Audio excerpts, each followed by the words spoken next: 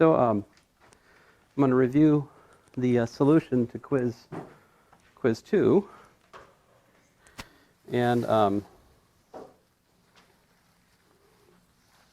me just find myself a copy of it here right quick. Of course, the solution's posted in Blackboard, right? So the answer to problem number 1 is what?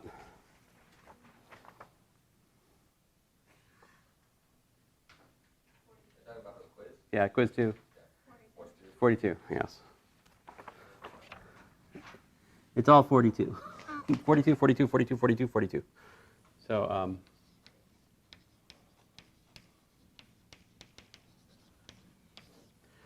so like f plus g of 2. And so I think people aren't really having trouble with this. That was given to be 12. The other one was given to be 30. Similarly, f times g of 3, f of 3 times g of 3. And so I told you f of 3 was 6, and g of 3 was 7. So that's 42. And c, I had f over g, excuse me, of 4, which is by definition f of 4 divided by g of 4. I told you f of 4 was 21. I told you g of 4 was 0.5, which is equal to 21 over 1/2, which is equal to 42, right? And then d, and this is where, okay, so actually up until this point, I'd say 80%, maybe 90% of the students in both sections of this class nailed this thing to the wall. I mean, it's fine. It's pretty much right. I mean, people found a way to not divide by 0.5 correctly, but I'll try to look the other way on that. G composed with f of 2, though, this is where it went off the rails for a lot of people, because you're not paying attention to what this means. G composed with f. What's that mean? That's not multiplication, right? G composed with f of 2, by definition, is g of f of 2. So you have to work through it. What is f of 2? Well, it's given to be 12. So this is g of 12, right? And what was g of 12? Was that given? That was given to be 42. So, yes. So the answer was 42 in each case. So the answer to everything, 42. All right. So, yeah. I think everybody got at least one part of this right. They actually did make me kept showing 42, like, no way. They got that last part, Yes. It says 42, I thought it was like... Yeah, again, my thanks to the person who took the quiz early and corrected me on the part D. So my original part D didn't work out to 42. It was undefined. So that was not as good. All right. Next up, problem 2. Let's look at problem 2. You're supposed to graph carefully. And I mean, if I was really going to, or I say carefully graph, if I was going to really fuss, I think I could probably take points off almost everyone's, because I really didn't see many careful graphs. But I tried to look the other way. If the spirit of it was correct, I didn't take off points. All right. So here, we want to graph y equals f of x equals to x squared minus 4x minus 2. I mean, as a general,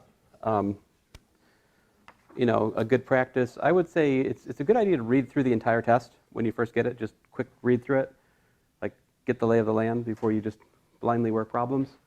Because if you did that, then you could see the next problem asks you what's the range of the function in this problem, right?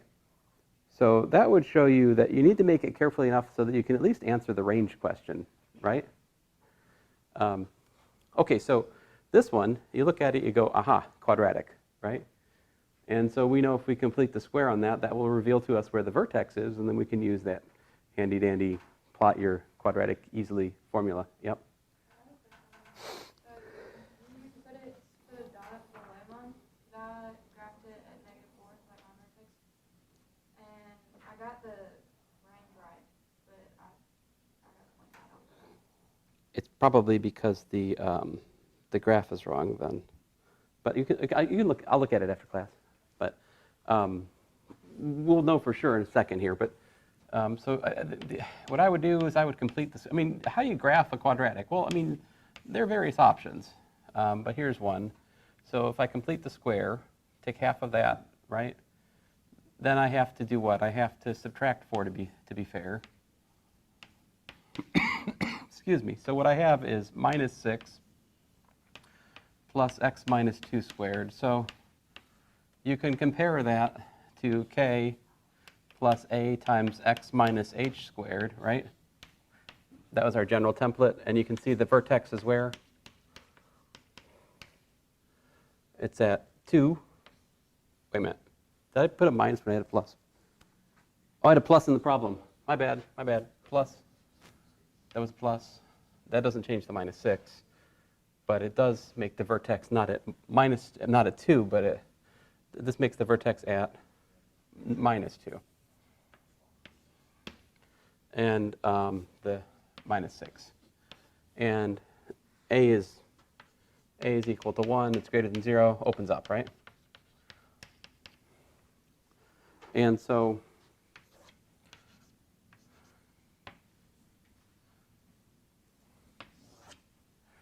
at -2, -6, somewhere down here is the vertex, right? And what else can I get easy? Y-intercept is -2, right? That's a point on the graph, so you can get that one, right? And then I suggest that to make the graph careful, what would be logical would be to check out, like, what's f of 2 equal to? What's f of, oh, I don't know.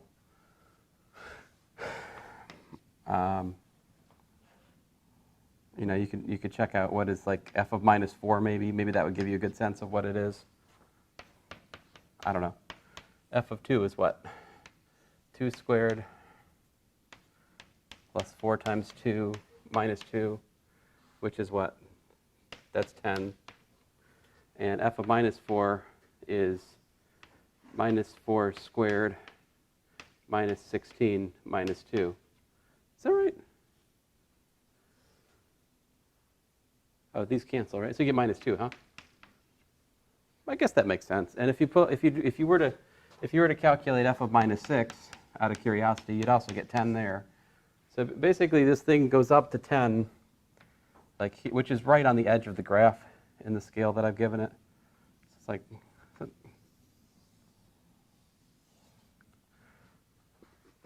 something like that, the graph that we're looking at here. Now, you didn't have to be that careful, and I wouldn't quibble. So do you see why I took off point? Okay. So the vertex is here, right? And so the question is, what's the range, right? That's the next question, actually. So how do we answer that? So problem 3.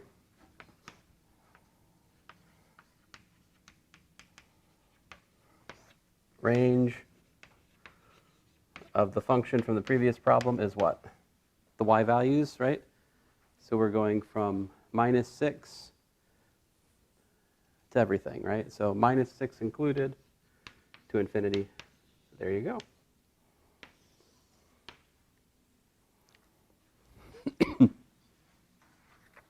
Now, what are other strategies to graph a quadratic?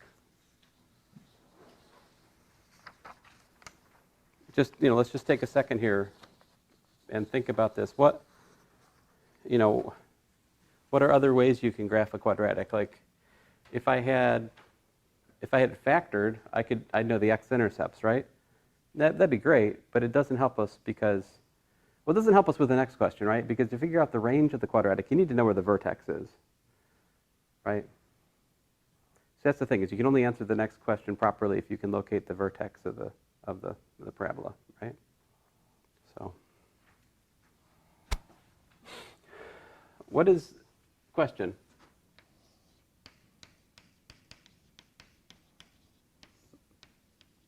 Where is the vertex of y equals ax squared plus bx plus c. Can you tell me the x? Can you tell me the x coordinate of the vertex? What would be a nice little fact to have on your formula sheet as a check, a double check on your work?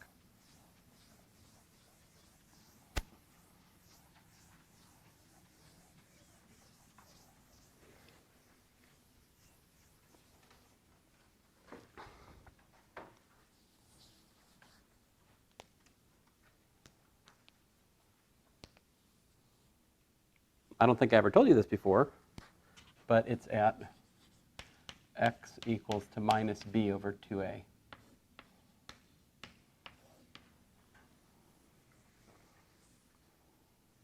It's the part of the quadratic formula which doesn't involve the square root, actually. So that's where it's at. And of course, the k value depends on that completing the square and the other stuff, right? Like the actual where it is and the y. That takes more work. I'm not going to write a formula down for that. Okay, so difference quotient. Problem 4. Okay, we had a lot of problems here. So we're supposed to calculate. So, well, let's see here. Some of my comments are based on. I also graded mission 3, right? So I think in my grading of mission 3, I saw a lot of people injecting x into here, and maybe that's because I did an example in class which used x plus h. I don't know. Maybe it's because your tutor was using x plus h, but the problem is stated in terms of a and h, right? So your answer really shouldn't have x in it, you know? F of x was what, though? 2x squared minus 7. So we're supposed to do 2 times a plus h squared minus 7 minus, I'll put some parentheses, 2a squared minus 7, all divided by h. That's the difference quotient. And I did ask us to simplify here, right? In contrast, later in the quiz, I did not say simplify, and I had some people simplifying. So if you simplified later in the quiz and I wrote bad algebra on your quiz, that means you've done something that is grievous. That if I was allowed to take off credit from other assignments on the basis of an error in a given assignment, I might do. It's not allowed. I mean, I don't do that, but I've heard a story about a professor in another place which actually you could get negative partial credit. But yeah, none of that. So the 7s cancel, right? And we have to FOIL out or distribute out, multiply out, however you want to look at it. A plus h squared, which is going to give me a squared plus 2ah plus h squared, right? Minus the 2a squared. The 7s cancel, which is 2a squared plus 4ah plus 2h squared minus 2a squared. What happens? These guys cancel,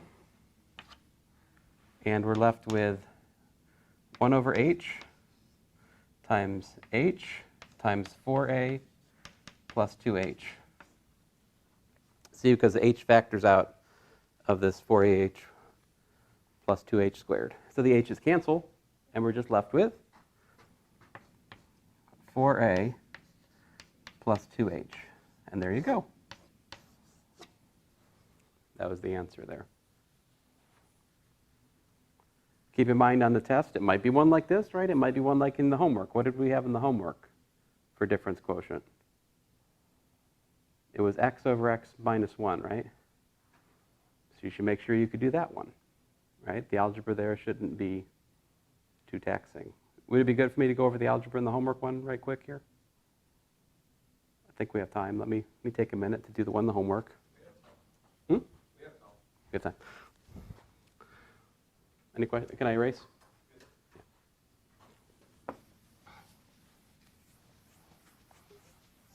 I shouldn't have erased the difference quotient formula. That was dumb. So problem 4 tilde, you can have something like f of x equal to 1 over, say, 2x plus 3. Could we do that one?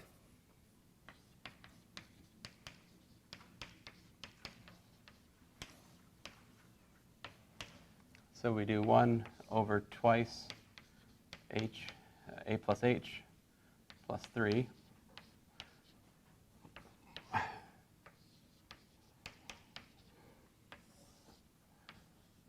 So I get tired of writing the 1 over h as a big fraction, so I'll just write out front like that and multiply. And so what I'm going to do with a problem like this is I'm going to cross multiply. Make a common denominator.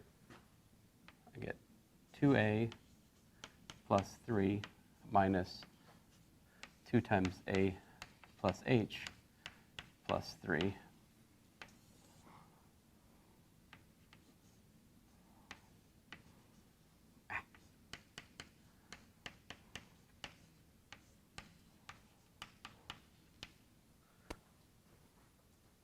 So basically, if we have a reciprocal function, then I think the smart move to make is to make a common denominator, and then look for how things cancel, right? So upstairs, this 2a and 3 cancels with what? Cancels with this term and that term, right? Because that multiplies out to give me 2a plus 3, and there's a minus, so they cancel. And what's left is minus 2h divided by h times, well, 2 times a plus h plus 3 times 2a plus 3. And then, of course, what we can cancel the h, right? And we would get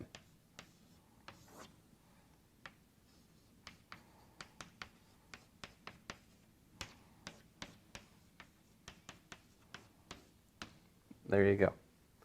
I mean, you could multiply this factor out and have 2a plus 2h plus 3 if you like. I wouldn't count it wrong, you know. But that's about as simple as you can get for this problem. That's like simplified. Game over. End of story. The one in the homework was actually a little bit more complicated than this, right? Because it was like x over x plus 2 or something like that. But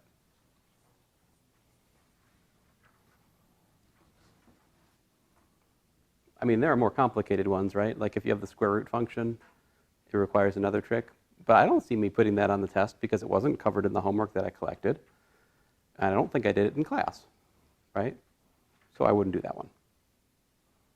But you'll get to that in calculus if you take it. All right, let's move on. Problem 5. Oh, problem 5. I need to sit and spend some time on problem 5. So problem 5 is the trouble of a case-wise defined function.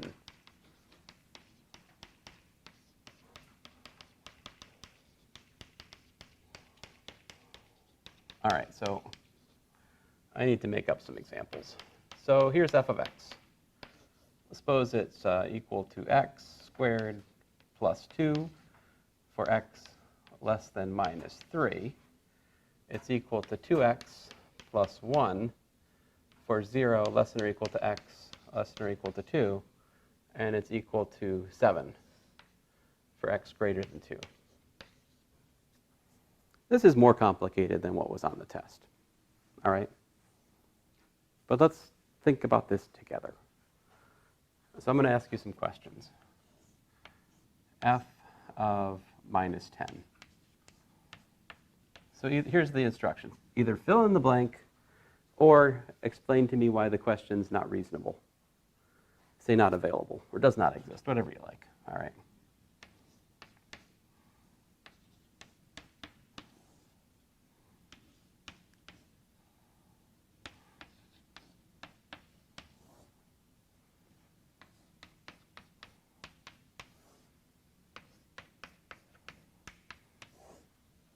Here we go. I think that these 5 possibilities, if we can really understand these, all right, then you should be okay. But you need to think, if you got this problem wrong, you need to stop and like think about why you got it wrong.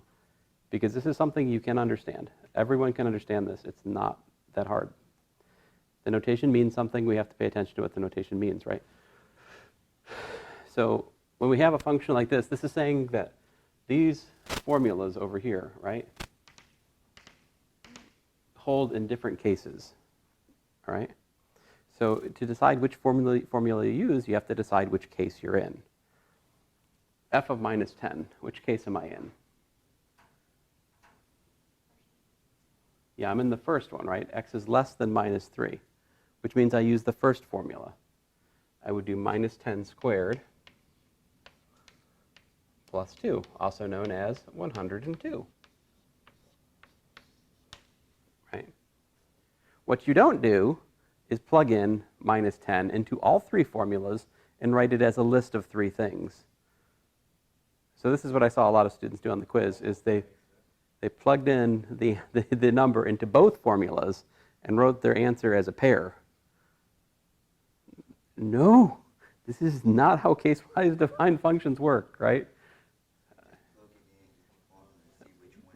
You plug it into the form, you see which formula it applies to, then you plug it into that formula. You don't see which formula is right. You have to test the input, like where does 3 fit? Where is 3? Is 3 less than minus 3? No. Is 3 greater than 2?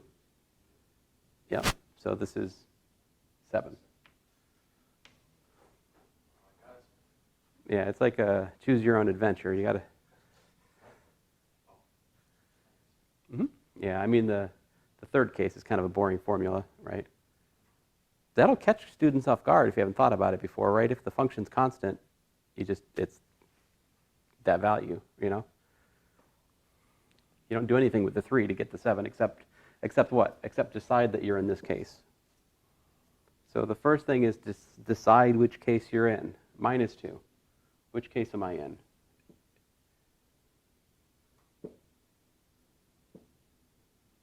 Oh, see, this one's got a trap.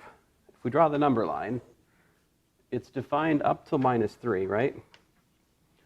And then from 0 to 2, we've got, you know, a formula given there. We've got a formula given over here. And then past 2, we've got a formula. So I can write the formula above the number line if you like. X squared plus 2 here. It's 2x plus 1 up in here. It's 7 over there. If I had color, it would be better.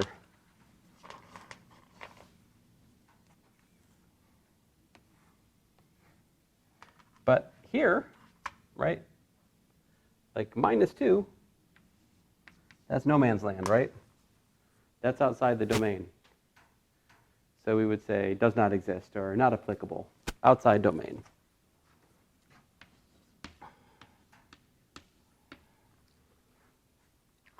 What's f of 1 equal to? Where are we? Which case is that? Looks like it, yeah, looks like it's going to be the second case, the middle case, 2x plus 1, right? So 2 times 1 plus 1, which is 3, right? F of 0. Which case are we in there? Again, we're in the middle case, right? Right at the edge of it. And so we do 2 times 0 plus 1, which is? We get 1. Right. So I want everyone to get the case-wise defined function right on the test. Like, this is not a big deal. Like, this is. There are other things that require much more thinking than this one that you guys got right. All right. Let me look at the one on the test. So the one on the test, the quiz, rather. I had x squared plus 3 for minus 6 less than x less than 0. And I had 10 plus root x for 0 less than or equal to x less than or equal to 8. And I asked what was f of minus 2. And I asked what f of 4 was, right? I'm going to add another one. What's f of minus 7 for this function? What's f of 9 for this function? Those are not on the quiz, but let's make sure we all understand before I move on. So minus 2, which case am I in? I'm in the first case, right? So I do minus 2 squared plus 3, which is 7. F of 4, I'm in the second case, because 4 is between 0 and 8. So I do 10 plus root 4, which I think is 12, right? F of minus 7, how would we do that one? We don't, right? Because minus 7 is not covered by the cases. It's before the first case, right? And it's not included, it's not included in either case. So I would say not applicable or does not exist. And the same for f of 9, right? 9 is beyond where the formulas are given. So our custom is to say that the function is not defined there. Not applicable, does not exist, all right?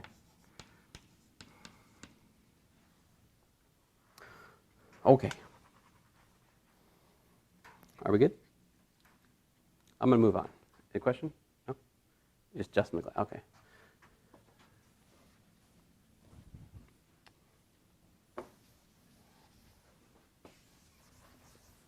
So the next one was a rate of change question, and I mixed it up a little bit. I gave you a graph rather than giving you a formula, right? How do you figure out the rate of change if you have a graph? You can read values, you can read numbers from the graph, right? That's the point. So that's one of the things, one of the skills that you should have coming into this test is the ability to look at a graph which is given for a function and read from that graph information about the function, right? So I asked you for the average rate of change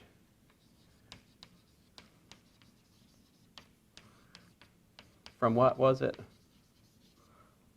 From x equals to minus 6 to x equals to 8, right? And so that would be delta y over delta x, if you like. So that should be f of 8 minus f of minus 6 divided by 8 minus a minus 6. Careful about that minus a minus. Some people turn that into a 2. That's an easy mistake to fix. So that should be 14 downstairs. And so if I look at if I got this graph, right? So if I pick a point, this point, right? That's a comma what? F of a. If this is the graph y equals f of x, every point on the graph tells me about the value of the function at that point, right? So if I want to figure out what f of 8 is, I find 8, right? And I look here, this point is going to be 2 comma f of 8, right? And if you look at the graph, you can see that when we get to, I'm an idiot, 8 comma f of 8, and we look at the graph, we can see that f of 8, that the y coordinate there is at 2 on the given picture. So that's why this is equal to 2. 8 comma 2 is my point, is the point of the graph. So f of 8 is 2. And how about minus 6? If you look at minus 6, you can see that minus 6 comma like minus 4 is on the graph, right on the edge of it. And so that's why I would say f of minus 6 is minus 4. So we get minus 4, which again, be careful, that's at addition. So we get 6 over 14, which of course you could rewrite as 3/7. The answer was 3/7. Of course, if we have a formula, then we plug the numbers into the formula, right? But problem 7, Yowzers. Okay, so here, problem 7 and problem 8 are where I saw some very, very, very bad algebra. Very bad algebra. Let's talk about some of that bad algebra.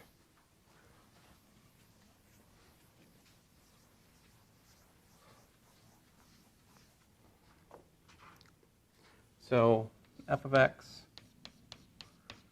equals the square root of 4 minus x. G of x equals square root of 4 plus 2x, right? So we're supposed to find the formula for f plus g of x. So by definition, that's f of x plus g of x, which here is the square root of 4 minus x plus the square root of 4 plus 2x. So far, so good.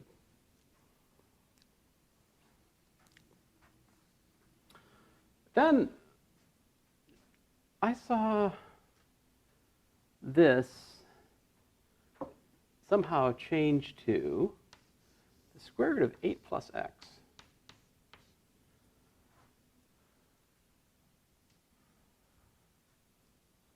What was a student who did this thinking?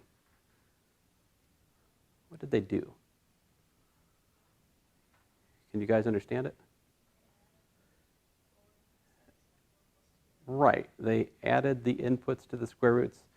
So what they're proposing is that there's a law of algebra that the square root of a plus the square root of b is equal to the square root of a plus b. But this is just not the case. See, if you check it out, like square root of 9 plus the square root of 16, is this equal to the square root of 9 plus 16? Well, over here, we have 3, we have 4, 3 plus 4 is 7. Over here, we've got 25, yeah? So is 5 equal to 3 plus 4? I mean, no. There's an example of why this is not a law of algebra, right? It just takes one set of numbers to shoot it down. This is not a simplification that you can make. Pretty much, if you have a square root, the only natural enemy to the square root is the square. Like, the only way to get rid of a square root is to like look at the thing inside of it and identifying it as being a quantity squared. Then you can get rid of the square root. But short of that, it's about, there's really not much you can do to simplify it. You can pull numbers out, but in terms of like additive simplifications, you just can't. So what I'm trying to tell you is if you have an expression like this or that, they're already simplified. There's nothing more to do here. The game over, end of story, box it in, you're done. And so some people on the quiz did something like this and then made their domain answer on the basis of this simplified formula. So if you look at this simplified formula, you might think the domain is what? What would the domain for this be if you were to look at this? Right? X plus 8 greater than or equal to 0, which would give you x. So like, you know, maybe they would have given the answer, the domain is something like minus 8 to infinity. Right? That is the correct domain for this formula, but this formula has no connection to this problem because this is bad algebra. All right? So if you did that, don't do it again because like it's going to hurt you if you insist on this being a rule of algebra. It's poisoning your results, you know? All right, enough of that.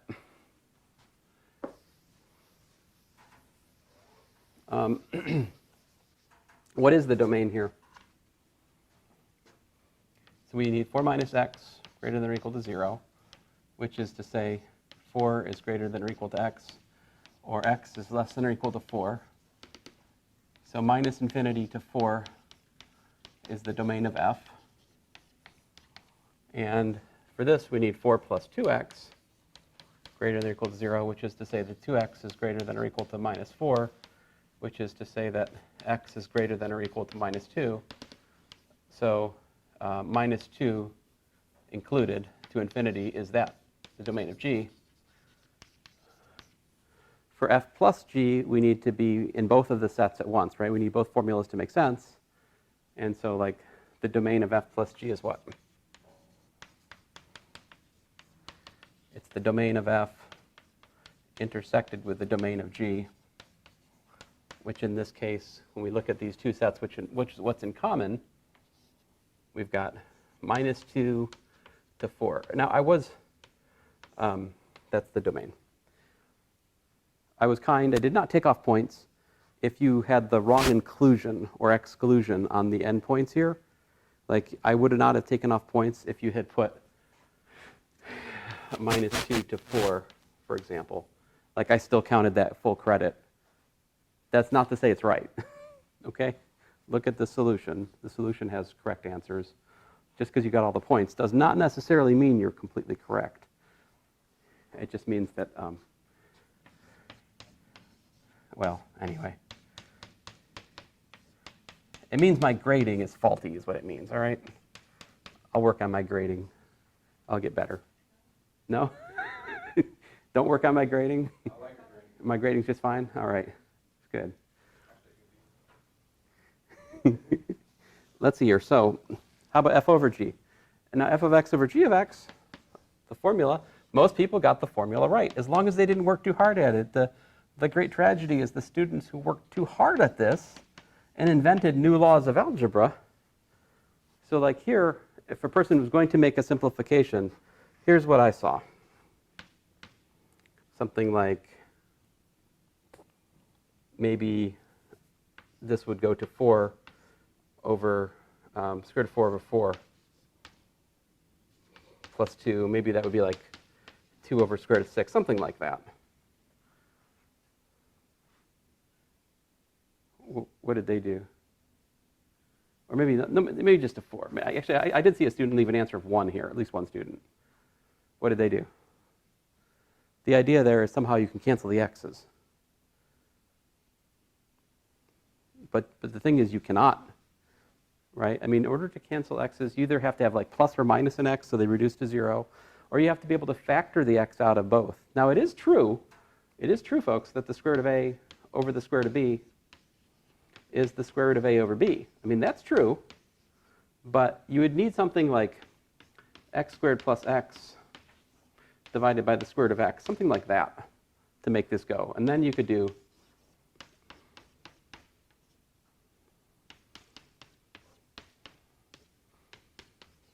I'm not saying that reductions aren't possible. They're just not needed for this quiz, right? You have to factor things out and, obey the distributive law. And anyway, let me stop talking about what's wrong. So that's the right answer. What's the domain? Oh, this was okay.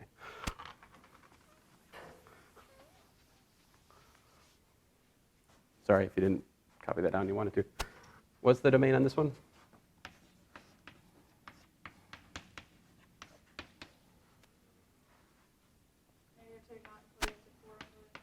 -2 not included to 4 included, right? Because we can't have division by 0, but 0 in the numerator is okay. For the inverse function, you guys need to be much more careful in graphing the inverse from the given graph. Here's my advice. If I have a problem, like, problem number 9,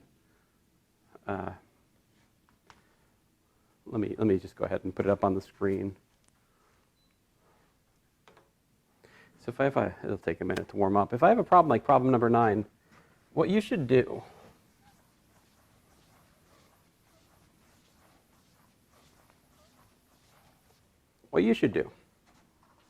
if I say something like, here's a graph, find the, graph the inverse function, what you got to do to make sure your graph is not garbage,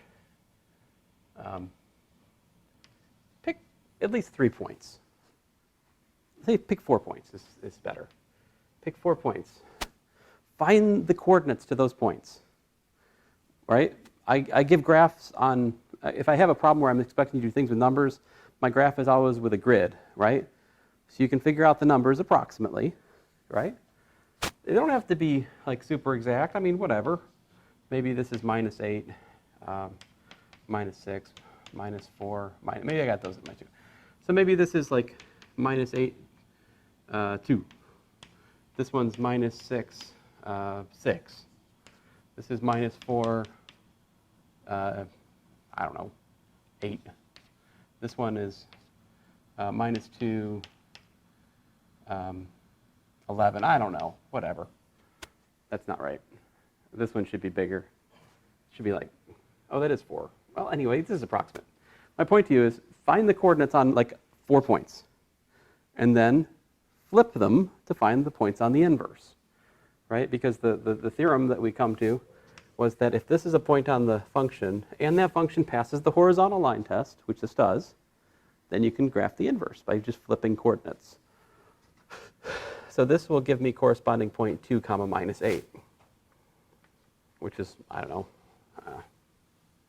like down here.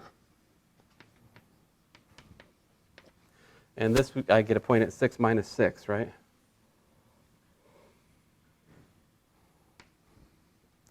Six minus 6. And then 8 minus 4. And then 11 comma minus 2.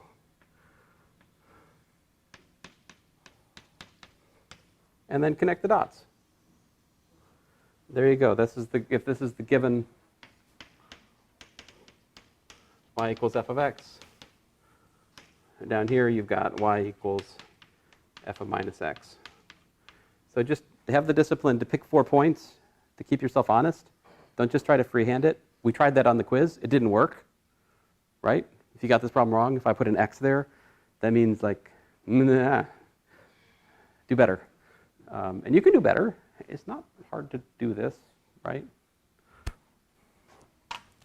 If it fails the horizontal line test,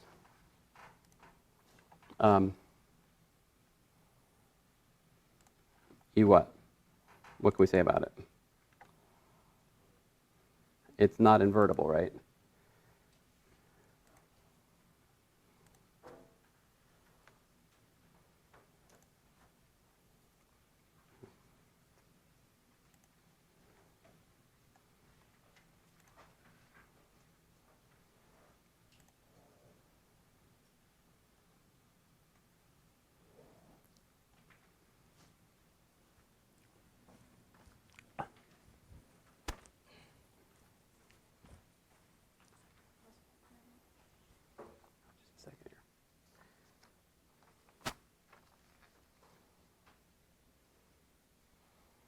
So this one,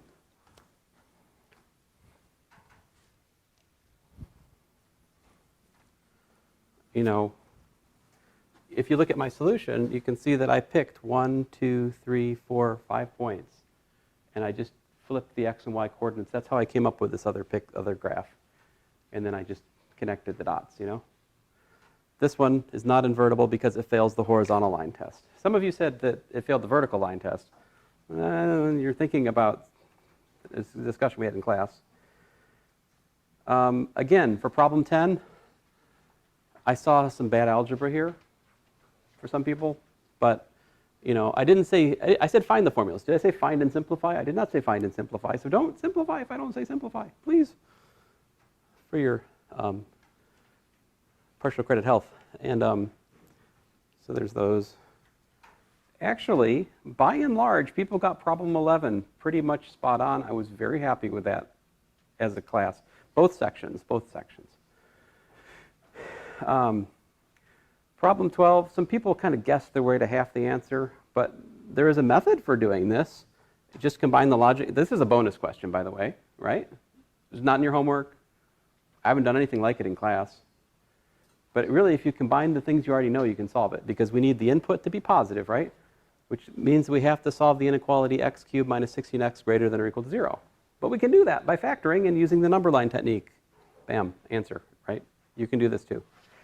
My final warning to you would be, do not think that the test is exactly the quiz. Is it likely that about 80% of the quiz is on the test? Yeah, maybe even 100%. Different numbers, different formulas, right? But same type of problems, yes. Are there things on the mission that will be on the test that were not on the quiz? Very likely. In particular, I'm thinking about the, one with max and min problem, increase decrease problem. Like those are pretty likely.